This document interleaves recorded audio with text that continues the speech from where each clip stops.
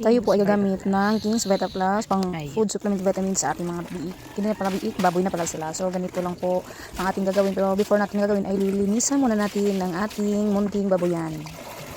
So ang dalawang biik na to, sila yung pinakamaliit sa lahat ng anak ni Mami P. Kaya yung pagtubo nila hindi talaga katulad ng ibang baboy na ang bilis tumubo.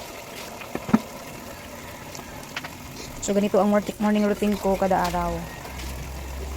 6:15 nililinis ko na ang kanilang pinaghihigaan, pinagkakainan para naman iwas diseases.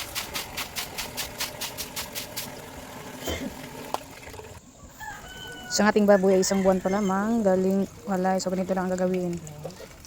So pagka maliit pa ang ating baboy ay 1 kutsaritang ating Vita Plus lang ang ating ilalagay. So ihalo natin sa feed. So ganito, feeds muna. Tapos dapat huwag masyadong marami, huwag masyadong konti lang ilagay, dapat tama lang. Ang pagpakain nito ay umaga at saka hapon. So ayan, ganyan siya karami. Nilalagyan ko ng food supplement ang aking baboy pag ito ay 1 buwan na para mabilis silang tumubo.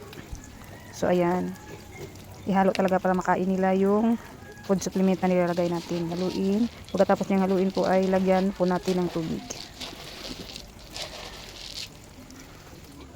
Ayan. Mas maganda po kasi pag may food supplement ang mga baboy para mabilis silang lumaki. Hindi po ako mahilig mag-inject. Ang akin lang po ay pinupurga ko talaga aking mga baboy, tapos vitamins, tapos tamang pakain po talaga umaga, tanghali, at saka hapon. Ayan. Ay, pag hinahinay.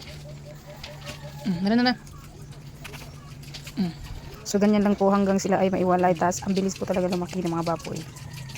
Subok ko na po. Tapos pampagana sa pagkain sa kanila, sa mga dehydration at ang ibang sakit, kaya po niyang labanan.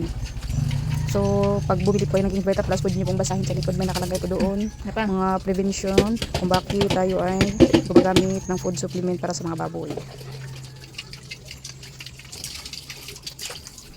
Ayan.